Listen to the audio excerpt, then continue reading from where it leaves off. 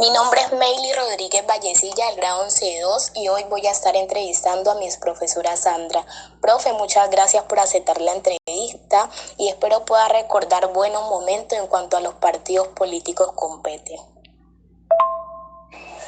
Hola, Meili, mucho gusto. Mi nombre es Sandra Marina Garcés Araujo y tengo el placer de concederte la entrevista con base en los partidos políticos tradicionales.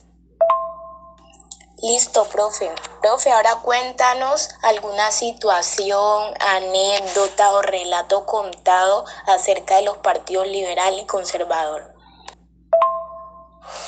Bueno, recuerdo de niña, mi papá era liberal. Bueno, en mi casa eran liberales todos. A la vuelta de mi casa vivía un señor que era conservador y era de muy mal genio. Entonces todo el mundo decía que porque era godo, pues le llamaba godos a los conservadores en esa época, que porque era godo era así mal geniado, cascarrabias y un vecino problemático. Recuerdo de niña mi papá nos llevaba, el día de las elecciones nos llevaba en el bus, ellos les asignaban un bus, o sea, él era un líder y les asignaban un bus y en ese bus solamente se subían, obviamente, los liberales. Entonces los recogían, los llevaban al lugar de votación y luego los traían a casa. También recuerdo que en aquella época en la que existían solamente esos dos partidos políticos, las personas votaban y metían el dedito en una tinta roja, y bueno, se tinturaban el dedito y eso quería decir que habían depositado su voto, habían hecho su elección. Recuerdo también que era una época de totalmente democrática, era muy, muy democrática, era un día de júbilo, de fiesta, el día de las elecciones, en mi casa se comía rico, hacían sancocho de gallina, era una fiesta total. Y en el barrio, en la cuadra, la gente festejaba pues y esperaba los resultados. Era muy pacífico, era muy, muy, muy de corazón. Las personas daban su voto porque eran fieles a su partido, eran fieles a su partido y independientemente de ellos siempre estaban apoyando su partido. También recuerdo que mis papás tenían mucha admiración por sus candidatos. Tenían un respeto y una admiración grande por sus candidatos y los defendían a capa y espada. Tenían una convicción de que esa persona que estaba concursando o participando democráticamente por su partido era una persona que tenía y que reunía las condiciones para representarlos. Así que nada, pues también alguna vez escuché que en algún momento históricamente era un riesgo decir a qué partido se pertenecía, o una época en la que mataban a los de un partido, mataban a los de otro partido, en fin, empezó como la violencia y la guerra y los problemas sociales con base en esas preferencias. Con base en esas preferencias históricamente han habido varios episodios en los que por ser de un partido o de otro las personas fueron asesinadas, fueron perseguidas, fueron destituidas, fueron discriminadas. Eso es como a grosso modo los recuerdos que tengo con base en los partidos políticos. Bueno, mi papá y el vecino pues tenían una relación netamente laboral porque ellos eran trabajadores de puertos de Colombia, pero no era, o sea, reitero que no era como específicamente mi papá, sino que casi todos los vecinos, por no decir todos los vecinos, eran liberales y él era el único conservador. Entonces, pero obviamente su tema de temperamento, pues era una condición de él como persona, pero muchísima gente argumentaba que por el hecho de ser conservador, pues se comportaba de esa manera. Pues obviamente no era específicamente eso, sino que eran argumentos que la gente hacía. Pero mi papá y él tenían una relación normal de vecinos y laboral, porque eran compañeros de trabajo.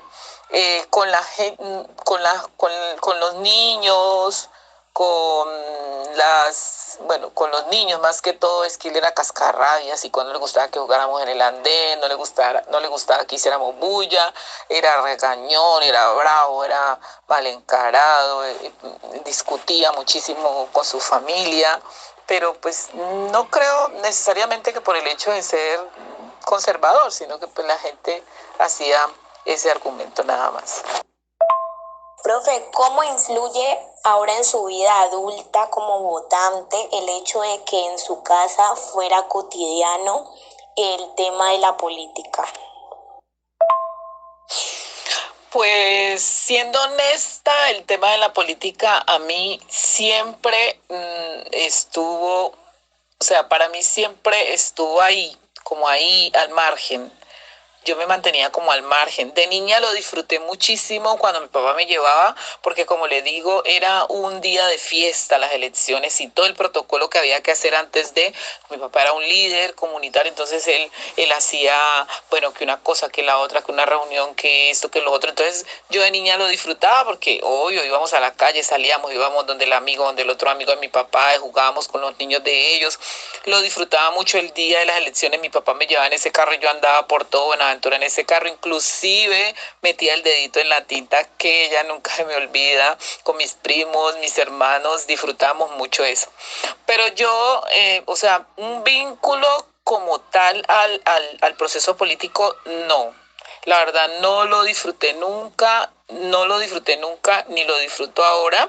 He participado, obviamente he participado, soy una trabajadora pública, de alguna manera participo y a veces tomo decisiones de hacer una participación, pero en aquella época la verdad no. Yo recuerdo que mi papá siempre me decía, después de que yo cumplí mis 18 años, yo recuerdo que el día de las elecciones para mí era un día de descanso, un día de arreglarme el pelo, de dormir, de mover la cama, de organizar, de recoger.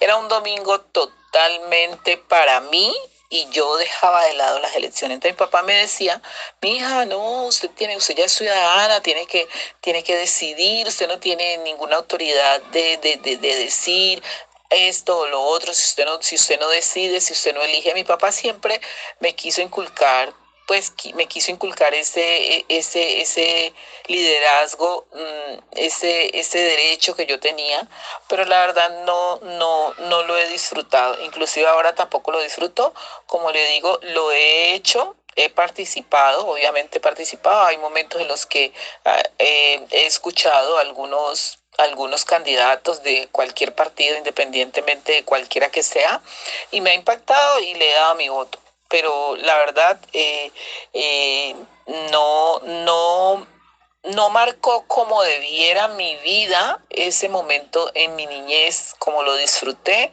no marcó. Lo vi como desde otro punto de vista y siempre lo consideré desde otro punto de vista y no fue como quizás mi papá hubiera querido. Listo, mi profe, muchas gracias. Bueno, mi niña hermosa, muchas gracias a ti por tenerme en cuenta. Y lo más bonito fue que pude evocar mi niñez. Pude evocar a mi papá. Mi papá fue un hombre que cursó hasta quinto de primaria, pero fue muy habilidoso, fue una persona muy sagaz, una persona que enseñó mucho, a pesar de que él era una persona bastante reservada.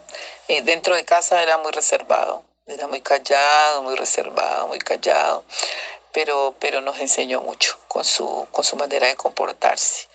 Y bonito, porque mi papá murió hace 20 años ¿y yo qué? Y yo poco a poco traigo recuerdos de él, precisamente porque él no era un hombre muy afectivo.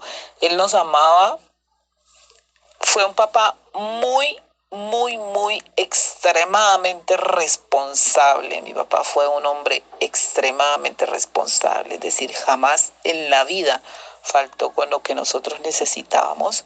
Siempre tuvo clarísimo que la mejor herencia que nos iba a dejar era el estudio, así que los que estudiamos tenemos en nuestro corazón ese gozo de que pudimos hacerlo sentir satisfecho y pleno, porque él decía que la mejor herencia que se le dejaba a un hijo era el estudio, independientemente de todas las comodidades que él nos pudo ofrecer, porque él era un hombre muy organizado, económicamente muy organizado, y nosotros éramos o nos mantuvimos siempre como entre los niños más más atendidos, digámoslo así, más atendidos entre los niños de nuestra cuadra, de nuestro barrio, de nuestro pedacito. Siempre fuimos de los niños más consentidos, pero bonito, bonito haberlo recordado, bonito haber evocado ese tiempo. Gracias, Meili, por haberme permitido esa posibilidad. Te quiero mucho, un abracito.